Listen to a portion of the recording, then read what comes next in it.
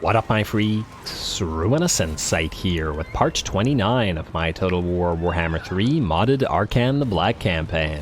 So as we saw last time, we have begun moving southward into TLAQUA's territory and have actually besieged TLAQUA's capital, TLAQUA itself. And the enemy, however, instead of allowing us to build towers, has decided to sally out onto the field and has brought a fairly decent amount of units that are probably going to be...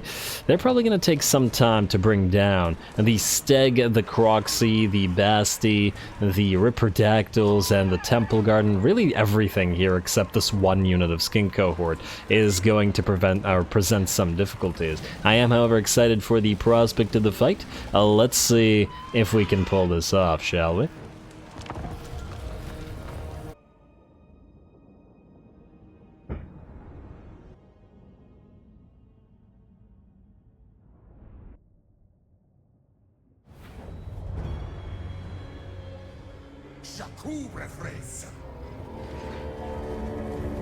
Alright, here we go. Ooh, and I like how bright this map is. We'll be able to see everything. Anyway, a very pleasant surprise that the enemy has decided to sally out of TLAQUA here, as we'll be getting a field battle rather than having to waste our time trying to break through towers with our artillery extremely slowly. Now, we do have a fairly decent position here, in the form of a fairly high elevation hill which the enemy has to move towards, and on top of that, of course, the enemy has some very slow moving units, the Saurus Scarvet and the Saurus Warriors moving at 32 and or 35 and 32 respectively, and the Temple Guard only at 30. Granted, the Temple Guard have a lot of HP, very decent physical resistance, and a little bit of spell as well, but that's still a lot of artillery shots that they're going to have to take as they move. We've also deployed some units of Ghouls over on this side, but unfortunately the Cold One Riders have actually sighted them, which ain't as great. On the one hand, this will at least prevent the Cold One Riders from annoying the rest of our army, but the ghouls might be destroyed fairly quickly if we allow the enemy to do so. The other ghouls are going to stay hidden up here in the hopes of damaging the enemy, and we're going to move our mage forward to try to dish out some damage with a quick Skull Storm right in the middle of the enemy ranks. We'll see how much this does. Granted, it's not in a big blob of enemies, but at least it did manage to catch one unit of Saurus and should at least damage them somewhat. We can certainly see some models have fallen. Alright. Maybe we can cast another one before long. The Screaming Skull Catapult also knocking some Saurus down, but not out. And the, well, the artillery in general are doing a pretty okay job. Alrighty, looks like the Skull Storm has dissipated, and we got 21 kills and 8k damage. Not horrible. Not great, but not horrible. Unfortunately, as I said, those Cold One Riders have managed to catch our Crypt Ghouls, which means these guys are going to be in trouble very quickly. And so we are going to surround the Cold One Riders in the hopes of trying to dish out enough damage for them to be out of here. Plus, if we do manage to rout them, they won't be able to escape all that easily here. It is 2-on-1, and the Cold One Riders, if nothing else, are reasonably fragile. These aren't horned ones, after all. Unfortunately for us here, seeing that the Cold One Riders are in trouble, the enemy decides to send its Ripperdactyls on the way as well. The ghouls are actually doing surprisingly good when hitting the enemy from both sides like this, between the poison debuffing them and getting hit like this. It looks like the ghouls can win, but whether they can do so with Ripperdactyls there, I sincerely doubt. Looks like the enemy's also going to charge some feral Cold Ones in from our flanks to try to probably get to our skeleton archers, but we're going to countercharge them with Ushapti, get them engaged, and then surround them with skeletons so that they cannot touch our range. We're also going to send the Flock of Job forward to try to reinforce somewhere and maybe drop the bombs if they can find the opportune moment. And are going to countercharge some enemy Cold One Riders down here as well. Alright, both of the enemy units of Cold One Riders at least engaged now, which is much more important than it might otherwise be, just due to the fact that this is not something we'll have to watch out for hitting our range and our artillery. A second unit or second cast of Skullstorm does come down in the enemy army here, doing a little bit more damage, and at the very least, before the enemy gets to us, 2 units of Saurus are already in very bad shape, though the Temple Guards are still looking fairly okay and will have to be destroyed the old old-fashioned way. Our ghouls are getting ready to move in. We're going to send one of them to hit the Temple Guard in the back, but the other one will be needed to distract the bestie with Revivification Crystal in the hopes of preventing it from doing too much damage. The enemy has lost its Cold One Riders, or at least they have routed, but the Ripperdactyls have moved in, and the enemy has also used its Feral Cold One summoning to hit these poor ghouls as well. The ghouls are in pretty bad shape now and in critical binding, so they may be gone, but we're going to try to retreat these two at least, because they are very close to the edge of the map. Maybe we can get them out. Flock of Jaff was going to move in the hopes of helping them out, but by the looks of it, with the extra summoned unit, that's not going to fly. Ushabti versus Kroxigor, a little battle line is also going to form here. And then we've got Saurus/Temple Guard fighting more Ushabti here. Alrighty, well, the main battle lines are engaged on this lovely grassy plain here. Or hillside, I should say.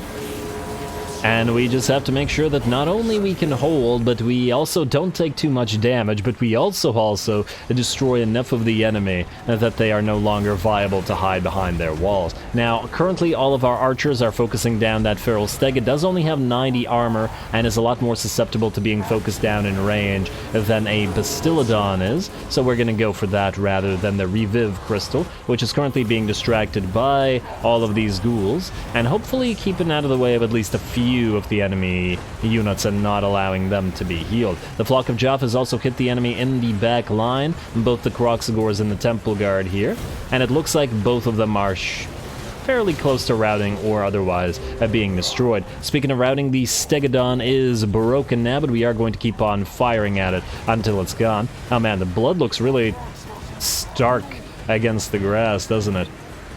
Lovely. Alrighty, well, hopefully they can bring the Steg down, and we're even going to use our caster in the background to smack him around a little bit, and there we go. And Big Boy drops.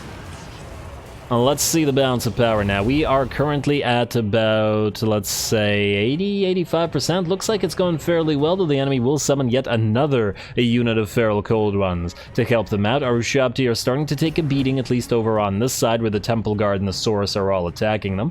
And the enemy's holding here because of that darn Reviv Crystal. That said, on the other side, with the Kroxis broken and the Temple Guard and Saurus in a similar situation, we will soon be able to move the rest of our units here to help out with the rest of the line. Looks like we might have this. And on top of that, I just want to point out we missed it, but the ghouls did manage to just barely move off the map. One was down to very few units and was crumbling away. I think they were both crumbling away at the end there, but they did reach the end, or the map edge. Which is lovely, because it means no units are lost from that side. Now we just gotta prevent the same thing here. Oh, and it looks like the Ripperdactyls are back. There's a little bit of an aerial ballet going on between the Ripperdactyls and the Flock of Jaff Carrion. Though both of them are trying to fight on the ground, they're just having a little bit of a tough time landing. Camera's gonna shake, but I think it's a little bit too late for the Ripperdactyls to come in and help, as the Saurus and the Temple Guard and the Kroxis are both pretty much done here. And it looks like the balance of power shifts further in our direction, 90%. The Reviv Crystal now getting wrecked and will soon be out of the picture, and without the Reviv Crystal, these guys will no longer be able to hold. Alright, very nice. Very different battle than we've had recently, because, well, we haven't been fighting lizards a lot, but I'm very happy with it. And just like that, the rest of the army will in fact shatter. Lovely. Well, looks like the damage wasn't really all that bad on our main line, just by looking at the HP bars of everybody, and that's also kind of deceptive because this unit has about half HP, or actually 60% HP, but it's only lost 3 out of its 20 units, so it's going to heal up a lot more after the battle is over. Very nice. Now we still have to try to chase off as much as we possibly can. Fortunately, the Temple Guard are slow, and it looks like the Reviv Crystal will go down to attacks from our Tomb King. And our Crypt Horrors, or Crypt Ghouls rather, I wish Horrors, are able to do a very decent job of chasing down Temple Guard and Saurus because of their poison and their higher speed. Alrighty, Kroxigor, looks like one Kroxigor left. Huh, I wonder, I think one Kroxigor might actually mean the unit is dead. I'm not entirely sure. Okay, well, I guess we'll have to double check. I feel like in some types of monstrous infantry, one unit is sufficient for the unit to survive, but in other times for other types of units it isn't. I guess it depends on model count. Either way, a decisive victory for us. Certainly not what I was expecting when the enemy sallied out. I would have given more capability to their army, but I feel like we got to give the MVP to those 2 unit of Crypt Ghouls. I feel like they contributed a lot by keeping the Ripperdactyls and the Cold One Riders out of the fight and forcing the enemy to waste summons there as well, weakening the enemy main line and preventing them from being able to break through our own line.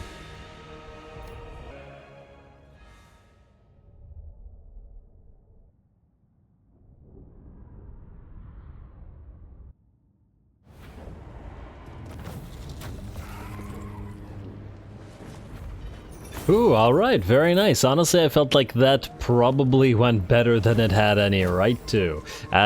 We didn't even lose a single unit, and while I would love to take the 3k, I think we have no choice but to take the healing, as otherwise one of our ghouls is going to be destroyed. I think, Fine Souls, that presuming nothing else happens, we should be able to take TLAQUA next turn. The 1,000 Maws are going to end their non-aggression pact because we pieced out with a bunch of factions. Yeah, fair enough, fair enough.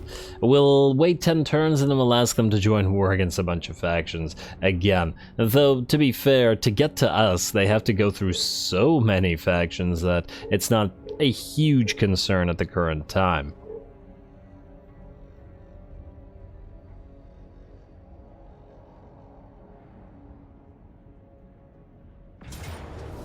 There we go. I was just about to say nothing interesting is happening, but it looks like we got an underway interception against Ogak here. I was actually expecting the ambush, but I guess we'll take the underway interception. Time to try out the animated Hulks, I suppose. A little bit of a different thing to see, though we have very little mana, and the enemy has plenty. The enemy, unfortunately, doesn't have a caster to make good use of it. Anyway, here we go. Another battle.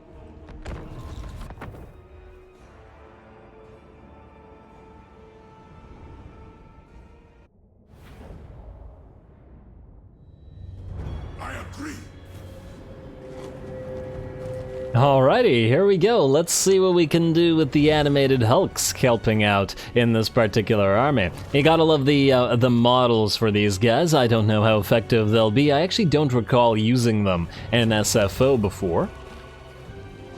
I feel like the last time I played the Vampire Coast, which was an SFO, I didn't really make use of the animated Hulks because they're like the Chaos Spawn equivalent of the for the Tomb Kings. They've got relatively low melee defense but high attack. So yeah, they are not unbreakable, mind you. Anyway, we're going to begin the battle by sending forth our unit of the Chosen of the Gods to try to damage the enemy. And it looks like the enemy is actually going to charge its Goblin Big Boss forward to fight our own Lord. Not sure that's such a bad or good idea, rather, as I do imagine our Lord should be able to beat a Goblin Big Boss, though I guess we'll find out in a few.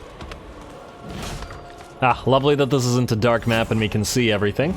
It's funny, we want vampiric corruption everywhere, but I prefer fighting on non-vampirically corrupted maps, just so that we can see the action. Our Tomb King looking fantastic with all his gold assets. But he is going to have to get the heck out of here before the trolls do charge him. So let's see how the battle went. Lost about 25% HP, maybe 30 or close to it, on our own Lord, and the enemy is routing and down to about half. That said, the enemy army is moving towards us. The anthill has been kicked and they are thoroughly annoyed, probably by the Chosen of the Gods trying to snipe the trolls, so we're going to have to retreat. And that includes our own Tomb King, though that does mean he'll probably be taking at least a few hits to the back because of the Goblin Wolf Riders being so incredibly fast. Now, looks like at least a few hits on our Lord already. I feel like we've taken more damage on our Lord from being chased than from the actual fight, but it's okay. We'll move our Sepulchral Stalkers in to countercharge the enemy, and their anti-large halberds should make quick work of both the enemy trolls and that Goblin Big Boss. And there we go. Man, we've gotten so much value out of the Eyes of the Desert so far. This one regiment of renown has been doing a great job. Alrighty, then we've got our summoning coming in from our Lich Priest. Some skeleton warriors, rather, will arise upon the field and block the enemy off, allowing us to do more damage with our range and just sit back, relax, and wait until the enemy has knocked those units out.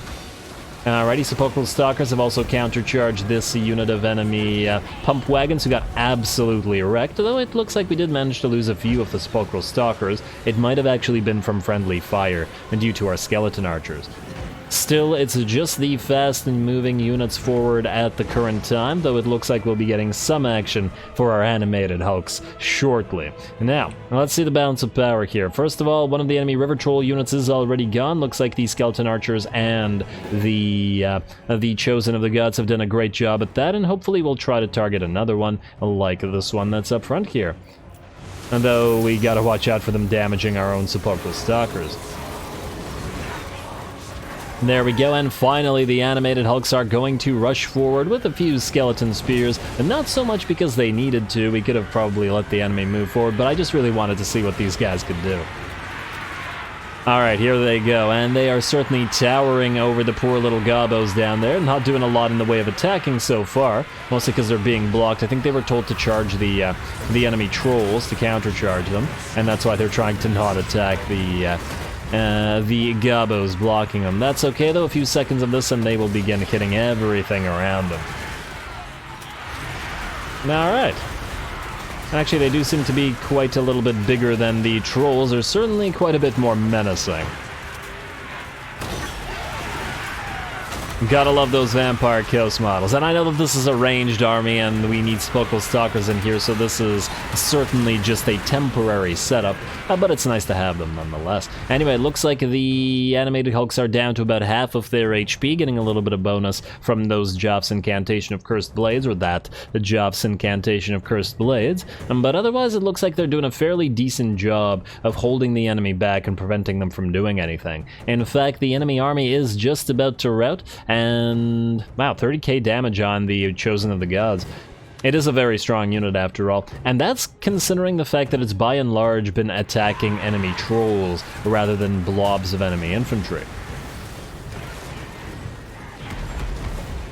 Which is why it has such high damage but only 50 kills.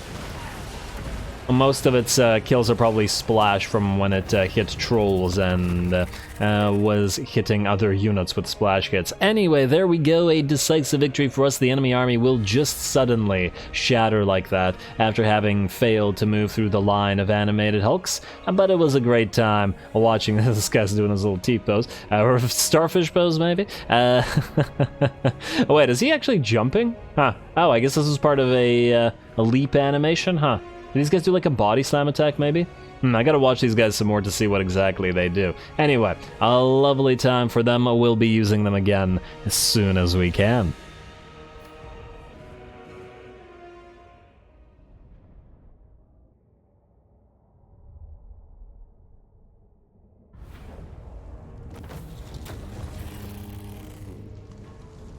Alrighty, a really fun little battle there. I very much enjoyed that interception, though Kingston Noct did come a little bit uncomfortably close to getting killed. Just gotta get him to that rank 14 so he can get his Kemrian War Sphinx and act as the anchoring point for this entire battle line. Now, this time I think we are going to take the money. Yes, a replenishment would be good, but we are in our own territory, so I don't think that should be all that concerning. And those guys moved after the Bloody Hands as well.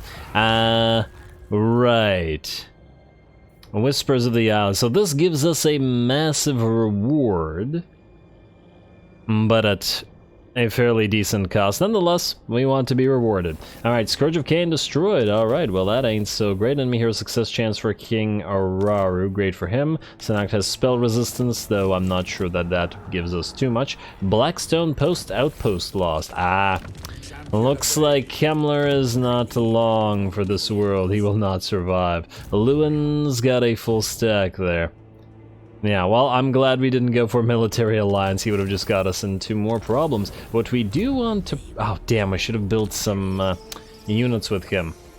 Great Incantation of Tra expires, and mission issued. Whispers of the Eyeless kill 10,000 enemies in battle, and we get that massive buff. The control and the research rate both will be very, very useful. You just gotta get to 10k. Alrighty, lovely.